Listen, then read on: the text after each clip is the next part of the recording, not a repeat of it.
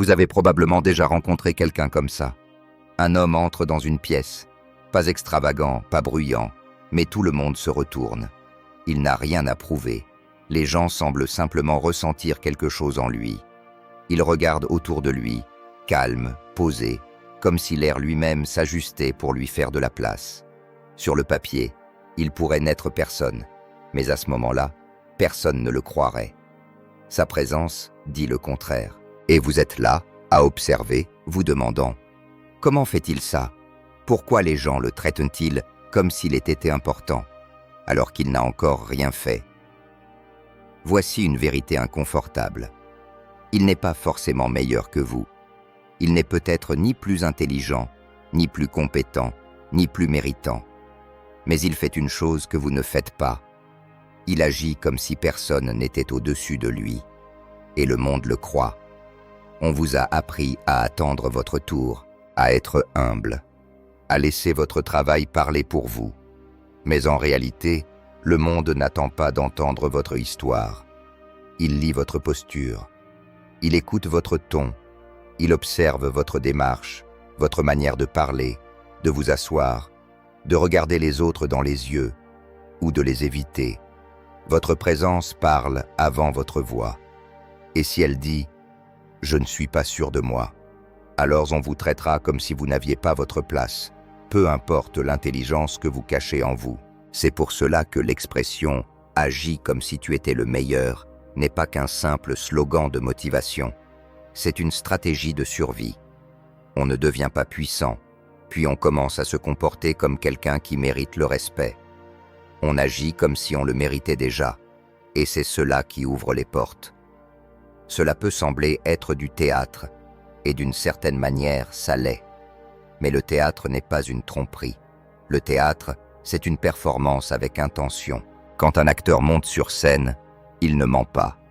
Il se présente pleinement, prend son rôle au sérieux et invite les autres à y croire. C'est ce que vous devez faire. Car dans le théâtre de la vie, ceux qui hésitent à jouer finissent dans les rôles de figurants, même s'ils brillent dans l'ombre. Vous pensez peut-être que le monde récompense le talent. Ce n'est pas vrai. Il récompense la certitude. L'homme qui marche avec conviction est écouté, même s'il a tort. L'homme qui hésite, même s'il a raison, est souvent ignoré. Les gens suivent l'énergie. Ils suivent la clarté. Ils suivent celui qui semble savoir. La confiance n'est pas un prix qu'on gagne après avoir réussi. C'est l'armure qu'on enfile avant que le combat ne commence. Ce n'est pas le fruit du succès, c'est la condition pour y parvenir. Pensez à toutes les fois où vous avez laissé passer des opportunités parce que vous ne vous sentiez pas prêt, à ces conversations où vous vouliez parler, mais doutiez de votre droit à dire quelque chose. À ces moments où vous avez travaillé plus dur que quiconque, mais avez été ignoré, parce que quelqu'un d'autre a revendiqué sa place avec assurance, pendant que vous attendiez une autorisation. Ce monde ne distribue pas de permission. Il récompense ceux qui agissent comme s'ils avaient déjà leur place à la table. C'est pour cela que certains des gens les plus prospères ne sont pas les plus talentueux. Ce sont les plus convaincants. Ils marchent comme si le sol leur devait quelque chose. Ils parlent comme si leurs paroles étaient des lois. Ils bougent comme si la couronne était déjà sur leur tête, même si elle est encore invisible. Et un jour, le monde commence à voir cette couronne aussi. Ce n'est pas de la magie, c'est de la répétition. C'est la discipline de se présenter chaque jour comme l'homme que vous voulez devenir, jusqu'à ce que vous ayez répété l'image tant de fois que les gens arrêtent de la remettre en question. Ils y croient, tout simplement. Vous pourriez dire « Mais je ne suis pas encore aussi confiant ». C'est très bien. Vous n'avez pas besoin de l'être. Vous devez simplement agir comme si vous l'étiez.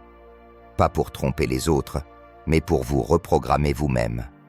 Vous ne faites pas semblant, vous devenez. Vous façonnez votre présence comme un sculpteur façonne une pierre. Vous taillez, vous polissez, vous ajustez. Et peu à peu, l'image devient réelle. Chaque geste compte. Comment vous entrez dans une pièce? Comment vous serrez la main? Comment vous écoutez? Comment vous parlez? Tout cela fait partie du message que vous envoyez. Et ce message n'est pas passif, il est actif. Il attire les gens ou les repousse. Il dit soit « je suis quelqu'un », soit « vous pouvez m'ignorer ». Les gens ne cherchent pas loin. Ils réagissent à ce qui est en surface. Non pas parce qu'ils sont cruels, mais parce que c'est ainsi que nous sommes câblés. Nous n'avons pas le temps d'évaluer l'âme de chacun. Alors nous allons au plus rapide. Langage corporel, voix, contact visuel, rythme, posture, confiance. Ce n'est pas une question d'arrogance, c'est une question d'hypothèse. Si vous supposez que vous êtes puissant, vous commencerez à marcher, parler et vous tenir comme tel, et le monde vous le renverra en miroir. Mais si vous supposez que vous êtes invisible, que vous devez d'abord faire vos preuves, que les autres sont meilleurs que vous, alors vous agirez en conséquence. Vous vous rétrécirez, vous attendrez, vous vous excuserez d'exister. Et encore une fois, le monde vous le renverra. Vous ne vous contentez pas de vivre dans le monde, vous le projetez. Et le monde réagit à ce que vous projetez, pas à votre potentiel, pas à votre vérité, mais à votre signal. Alors agissez comme si vous étiez le meilleur. Pas pour rabaisser les autres, mais pour montrer au monde et à vous-même que vous avez enfin compris ce que personne ne vous a jamais enseigné. Le pouvoir ne se donne pas, il se prend, et celui qui ose le prendre gagne. Vous vous êtes déjà demandé pourquoi certaines personnes, même sans rien d'exceptionnel à offrir, attirent toute l'attention. Elles arrivent à une réunion, proposent quelques idées vagues, et pourtant, tout le monde hoche la tête, écoute, acquiesce. Pendant ce temps, quelqu'un d'autre, vous, peut-être, a passé des heures à réfléchir aux problèmes, à affiner des solutions, à se préparer. Et pourtant, vos paroles tombent à plat. Ce n'est pas un manque d'intelligence, ce n'est pas un défaut de préparation.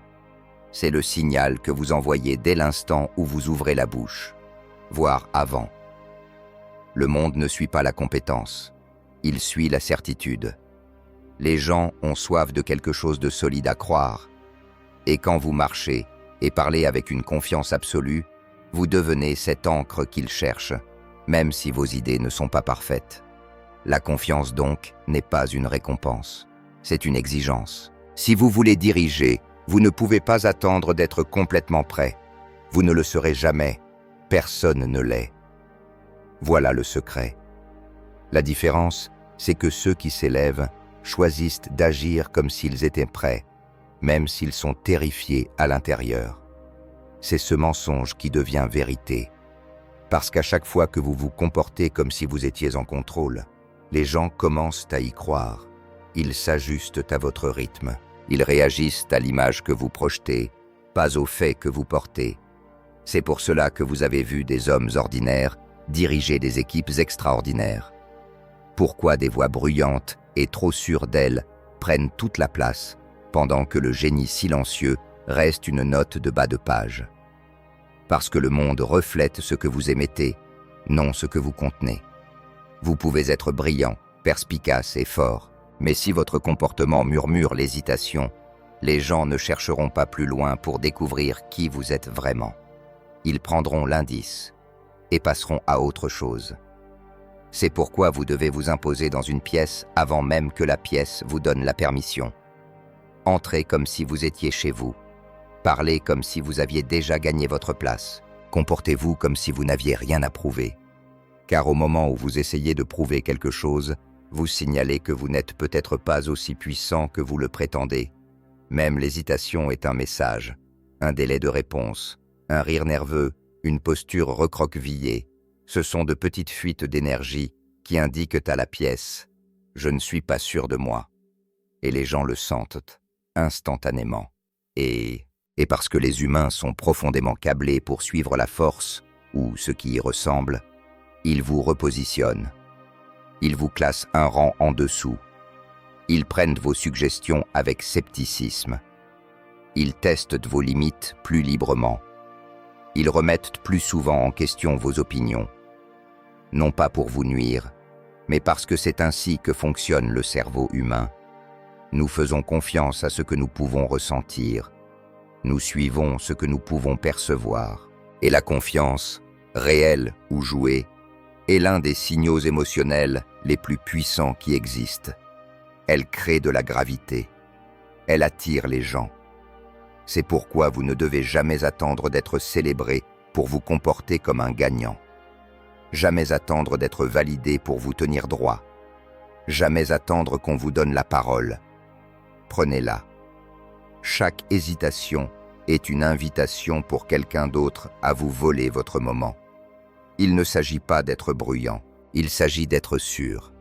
Même votre silence peut être puissant si vous le choisissez consciemment.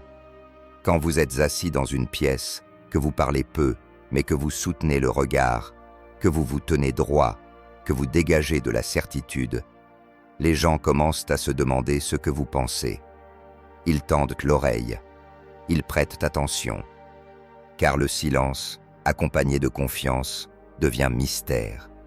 Et le mystère est magnétique, mais le silence sans présence, ce n'est que de l'invisibilité. Vous devez apprendre la différence. Quand vous entrez dans un espace, votre première tâche n'est pas de vous expliquer, c'est de l'occuper pleinement. Avec votre colonne vertébrale, vos pas, votre souffle, votre regard, avec votre énergie. Avant même de parler, votre présence a déjà entamé la conversation. Et quand enfin vous parlez, que votre voix porte le poids de votre conviction. Pas seulement une croyance dans vos idées, mais une croyance en vous-même. Parlez comme si vos mots comptaient, comme s'ils avaient des conséquences, comme s'il serait insensé de ne pas vous écouter. Car voici la vérité, si vous parlez sans conviction, votre audience ne vous croira pas non plus. Et si vous ne semblez pas convaincu de votre propre puissance, personne ne le sera. Les gens veulent suivre quelqu'un qui semble savoir où il va. Ils veulent soutenir quelqu'un qui semble déjà désigné. Ils veulent remettre la couronne à celui qui agit déjà comme s'il la portait. Alors agissez, pas par arrogance, pas parce que vous trichez, mais parce que vous comprenez enfin les règles du jeu et que vous en avez fini de rester sur la touche. Vous ne devez pas au monde votre humilité, vous lui devez votre présence. Et si vous ne revendiquez pas votre place, quelqu'un d'autre le fera. Et il y a de fortes chances qu'il en soit bien moins digne que vous. Vous vous demandez peut-être encore, et si je fais semblant? Et si j'agis avec confiance et que quelqu'un s'en aperçoit? Mais voici le vrai retournement.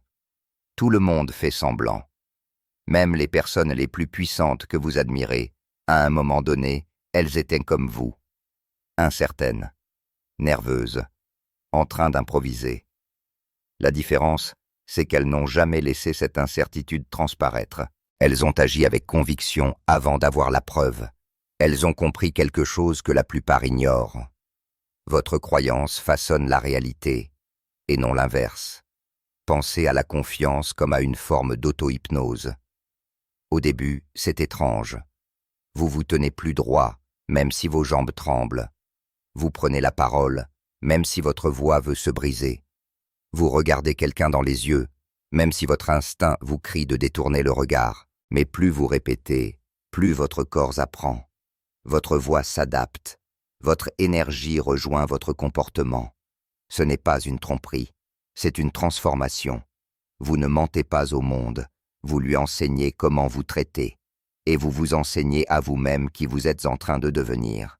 Car chaque fois que vous vous comportez comme un homme de valeur, vous commencez à le croire. Et une fois que vous y croyez, les autres suivent. C'est ainsi que les réputations se construisent, non sur la vérité, mais sur la constance. Le monde ne récompense pas le plus talentueux. Il récompense le signal le plus cohérent. Si vous projetez la même image jour après jour, les gens finissent par l'accepter. Ils arrêtent de la remettre en question. Ils la répètent. Et bientôt, votre mythe devient votre identité. Vous l'avez déjà vu. Un homme entre dans une pièce avec une certitude tranquille. Il n'a pas besoin de se vanter. Il n'a même pas besoin de beaucoup parler. Mais les gens s'écartent pour lui. Ils s'inclinent devant lui. Pourquoi? Parce qu'il assume le pouvoir. et l'assurance est contagieuse. Elle se répand comme un parfum. Les gens la sentent avant même de la comprendre. En revanche, pensez à l'homme qui entre en n'étant pas sûr de sa place. Il sourit trop souvent. Son corps se replie sur lui-même. Il essaye d'être agréable, de ne déranger personne, de prendre le moins de place possible. Et que fait la pièce en retour? Elle l'oublie, elle le néglige. Pas parce qu'il n'a pas de valeur, mais parce qu'il a dit, sans un mot, « Vous n'avez pas besoin de me respecter ». C'est la maladie silencieuse de l'effacement de soi, et c'est un choix. Vous pouvez choisir de vous rétrécir, de céder, d'attendre qu'on vous dise que vous êtes suffisant. Ou vous pouvez choisir de vous tenir debout comme si vous l'étiez déjà. Vous n'avez pas besoin de permission pour commencer à agir avec puissance. Agissez avec puissance, et la permission viendra. Le monde vous traitera exactement comme vous vous traitez vous-même. Alors quand vous entrez dans une pièce, arrêtez de jouer petit. Ne regardez pas autour de vous en attendant qu'on reconnaisse votre grandeur. Marchez comme si elle allait de soi. Parlez comme si vos paroles comptaient. Déplacez-vous comme si la pièce vous appartenait. Non pas pour dominer les autres, mais parce que vous refusez désormais de disparaître. Les gens respectent la certitude, pas la perfection, pas l'humilité, même pas la compétence, la certitude. Vous pouvez avoir tort et diriger. Vous pouvez manquer d'expérience et être digne de confiance. Tant que vous vous comportez comme quelqu'un qui croit profondément en celui qu'il est en train de devenir. C'est pourquoi la confiance n'est pas une question de volume. Ce n'est pas crier ou occuper l'espace de manière agressive. C'est une question de présence. C'est la force tranquille dans votre posture, le calme dans votre voix, l'immobilité dans votre regard. C'est marcher lentement, avec intention, parce que vous n'avez pas besoin de courir après l'approbation. C'est tenir le silence comme une arme. Ce n'est pas chercher à convaincre, parce que vous avez déjà décidé qui vous êtes, et les autres le ressentent. Très vite, les gens cherchent quelqu'un à suivre, quelqu'un en qui croire, quelqu'un qui porte la conviction comme une flamme et éclaire le chemin pour les autres. Et quand ils sentent cette énergie en vous, ils s'organisent autour d'elle, non pas parce que vous les y forcez, mais parce qu'ils attendaient que quelqu'un comme vous apparaisse. Alors n'attendez plus. Ne continuez pas à vous demander si vous êtes prêt. La préparation est un mythe. Personne ne se sent jamais complètement prêt. Les plus forts que vous connaissez ont juste eu le courage d'agir avant d'être certains. Ils ont sauté et appris à atterrir en cours de route. C'est votre tâche, maintenant. Non pas de perfectionner votre image, mais de la choisir. Non pas d'attendre des preuves, mais d'assumer votre rôle. Non pas de vous excuser d'être qui vous êtes, mais de le projeter avec force, en silence. Car si vous ne le faites pas, quelqu'un d'autre définira qui vous êtes à votre place. Et il racontera une version de votre histoire qui sert son propre récit, pas le vôtre. C'est ça, le risque du silence. C'est ça, le prix de l'hésitation. Vous avez le choix. Enseignez au monde qui vous êtes, ou laissez le monde vous étiqueter selon les signes d'incertitude que vous émettez. Vous avez probablement déjà entendu cette expression. Fais semblant jusqu'à ce que tu y arrives. Mais que n'est pas tout à fait juste. Vous ne faites pas semblant. Vous devenez. Vous pratiquez le pouvoir comme un musicien pratique son instrument, non pas en prétendant savoir, mais en s'engageant à apprendre par l'action, encore et encore, jusqu'à ce que les mouvements, la voix, la posture, l'énergie ne soient plus un jeu d'acteurs, mais vous. Et quand vous en arrivez là, quand vous avez porté la couronne si longtemps qu'elle ne vous semble plus lourde, les gens cessent de remettre en question votre rôle. Ils cessent de tester vos limites. Ils finissent par croire ce que vous aviez décidé de croire depuis longtemps, que vous êtes celui qui mène, celui qui compte, celui qui a sa place au sommet. L'ironie est cruelle mais vraie. Le pouvoir ne revient pas au meilleur. Il revient à celui qui croit qu'il l'est, à celui qui agit comme le meilleur, à celui qui rayonne sans excuse, l'idée que personne n'est au-dessus de lui, non par mépris des autres, mais parce qu'il a enfin cessé de douter de lui-même. Vous n'êtes pas en compétition pour être le plus gentil, ni le plus intelligent, ni le plus travailleur. Vous jouez un jeu de perception, et la perception façonne la réalité. Si vous vous comportez comme quelqu'un d'invisible, vous le deviendrez. Si vous parlez comme quelqu'un d'incertain, on vous contestera et on vous ignorera. Mais si vous parlez avec une conviction tranquille, si vous bougez comme si chaque pas avait un but, si vous regardez le monde comme si rien ne pouvait vous ébranler, les gens le ressentiront et ils réagiront. Vous n'avez pas besoin de crier pour être puissant. Vous n'avez pas besoin d'écraser pour diriger. Vous n'avez même pas besoin d'avoir tout compris. Ce dont vous avez besoin, c'est d'arrêter de demander la permission d'exister. Arrêtez d'attendre que quelqu'un reconnaisse votre potentiel. Arrêtez d'espérer qu'on vous donne la parole. Arrêtez de diminuer votre présence pour préserver le confort des autres. S'ils sont mal à l'aise face à votre grandeur, qu'ils se débrouillent avec. Ce n'est plus votre problème. Le pouvoir n'est pas une récompense distribuée par des juges équitables. C'est un miroir. Il vous reflète ce que vous lui envoyez. Si vous envoyez de la peur, il vous renverra du rejet. Si vous envoyez de la confiance, il vous offrira des opportunités. Vous ne faites pas que traverser la vie. Vous vous déclarez à chaque pas. Et chaque fois que vous entrez dans une pièce, chaque fois que vous parlez, chaque fois que vous choisissez le silence ou l'action, vous envoyez un message. Voici qui je suis. Voici comment je m'attends à être traité. Alors, laissez-moi vous demander. Qu'avez-vous diffusé jusqu'ici? Vous êtes-vous comporté comme un homme qui attend encore de devenir assez bon, ou comme un homme qui sait déjà qu'il l'est? Avez-vous marché comme quelqu'un qui doute de sa valeur, ou comme quelqu'un qui se tient comme si le monde lui devait attention?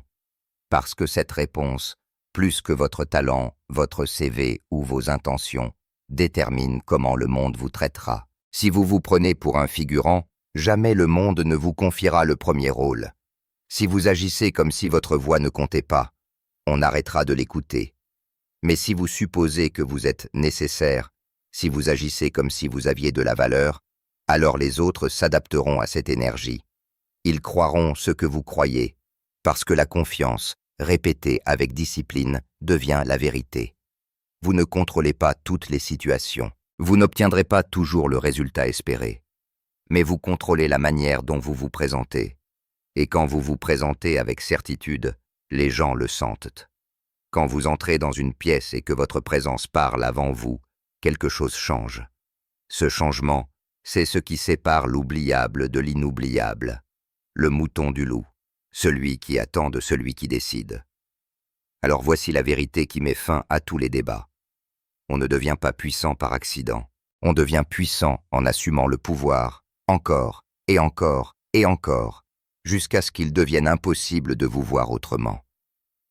L'homme qui avance avec la conviction qu'il est le meilleur n'attend pas l'autorisation. Il n'attend pas la validation. Il n'attend pas le bon moment. Il agit comme si le jeu lui appartenait déjà. Et le monde s'incline, non parce qu'il l'a demandé, mais parce qu'il l'a enseigné. C'est maintenant votre tour. Plus de rétrécissement, plus d'explications, plus d'espoir.